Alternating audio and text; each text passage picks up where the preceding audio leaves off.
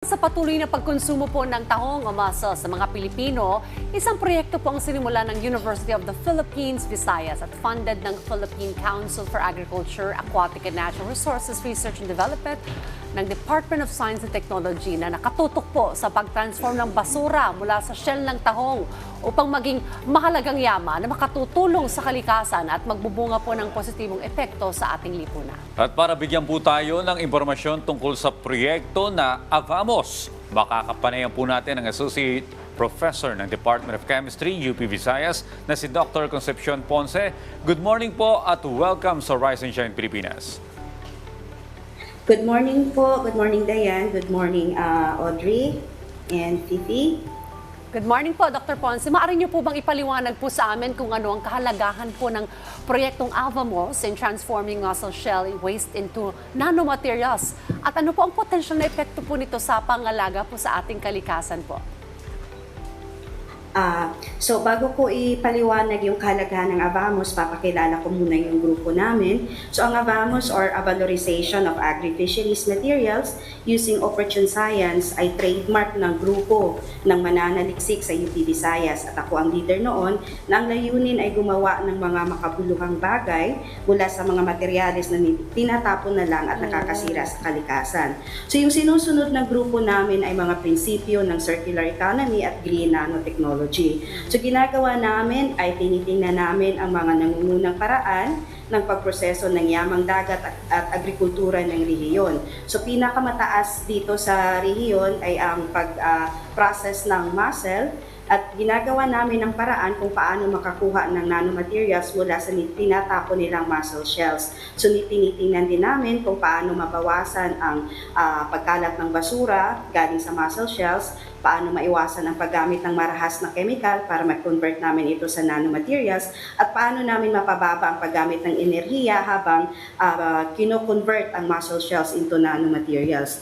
So, ang halimbawa nito sa Western Visayas, meron kaming grupo dito na ang ginagawa nila ay magbuo ng low salt mussel patis. So kung ang isang tonelada yung mussel patis na gagawin ng grupo, mahigit na 1 tonelada ang mussel shells na nababasura ng proyekto neto. So kung 1 tonelada ang nababasura, magkabundok ang itsura ng basura kung hindi ito matutugunan at ito ay nakakasira sa kalikasan. So ang ginagawa namin ay ikino-convert ang mussel shells into nano-adsorbents tsaka nano-fertilizers, mga bagay na mahalaga sa aquaculture at sa agriculture. So sa ganitong paraan, ang proyekto ay nakakatugon sa problema ng pagdami ng solid waste sa rehiyon habang nakakadagdag ng kita ng mga mussel processors at the same time, pinapangalagaan namin yung kalikasan.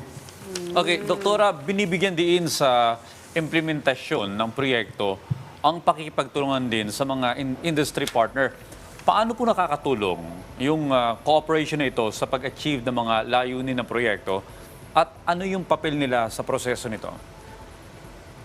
So, sa long-term goal ng mga project namin sa DOST, tinitingnan namin kung paano matransfer yung technology sa community. So, since community yung aming beneficiaries, umpisa pa lang ng project, mahalaga na makausap na yung mga industry partners kasi sila yung nakakaalam kung ano talaga yung kailangan nila sa kanilang industriya. Mas nakakapagbigay sila ng mahalagang impormasyon at data hinggil sa problema nila sa production at sa compliance na rin sa requirements ng regulatory agency.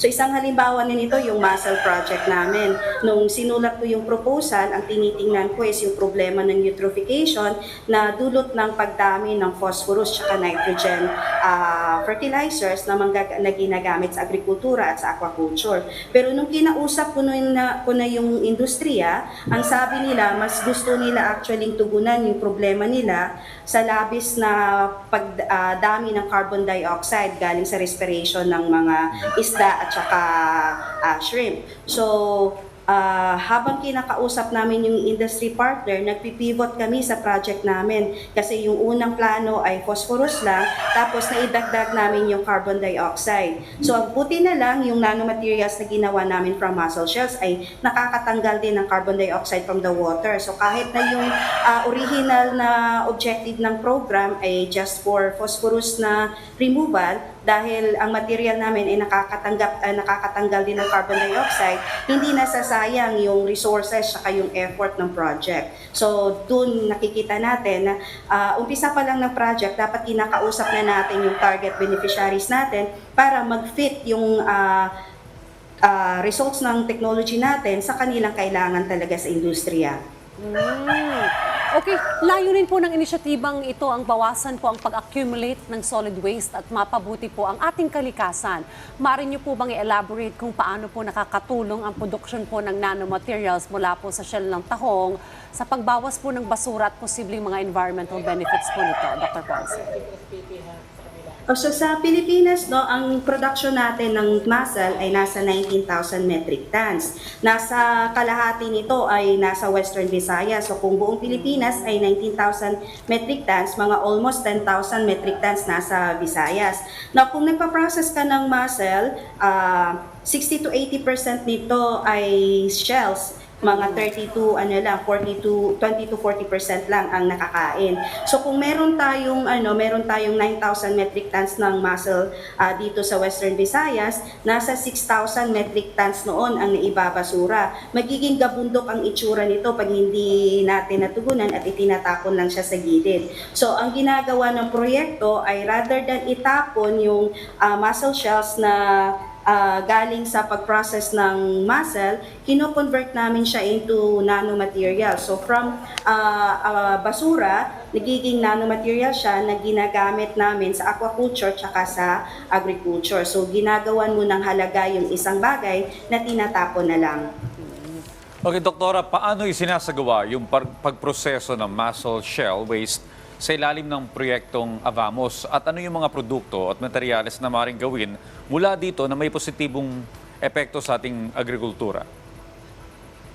So, ang proyekto namin, marami kaming mga produkto na ginagawa dito. So, una, kinokolekta muna namin yung shells galing sa gumagawa ng mussel patis at saka mga restaurant sa Western Visayas. Binibilad sa araw at pinupulbo para mas mapabilis namin ang proseso sa laboratory. Now, pag napulbo na siya, meron tayong 3 steps sa paggawa ng materyales. So, una, tinutunaw muna namin yung mussel shells. Pag natunaw na siya, yung produkto na ito ay pwede natin gawing calcium supplements sa pagkain tsaka sa feeds. Now, yung pangalawang proseso, dito na namin ginagawa yung materyales na nakakatanggal ng excess na phosphorus at carbon dioxide sa aquaculture waters. Ito yung tinatawag namin na nanoadsorbents kasi ina-absorb niya yung phosphorus at carbon dioxide na tinatapon sa tubig. Na yung pangatlong hakbang, mula doon sa nanoadsorbent namin, ginagawa namin ng functionalization or naglalagay kami ng isa pang chemical para maging slow-release nitrogen and phosphorus fertilizer na ginagamit naman sa agrikultura. So ang kagandahan pag slow-release nitrogen and phosphorus fertilizer, hindi ito nakakasunog sa halaman, mas konti ang kailangan mong ilagay at mas madalang ang pag-apply. So nakakatipid ang mga farmers natin.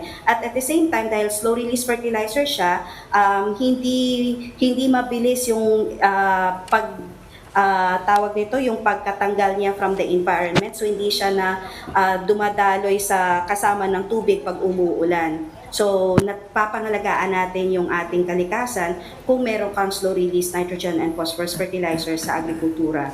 Ang galing ng kanilang ginagawa, no? Yung mga akala nating basura na, itatapon mo na lang. For instance, yung shell po ng tahong. Ang dami palang pwedeng mga produktong gawin, no? At mabuhay po kayo sa inisyatibang yan at sana po ay mapalawak pa po natin ito pong ating aktibidad na ito. Salamat po sa pagbibigay po ng mahalagang detalye patungkol po sa inyong proyektong Avamos, Dr. Ponce. Muli, salamat po sa pagsama sa amin, Associate Professor ng Department of Chemistry, UP Visayas, Dr. Concepcion Ponce. Salamat po.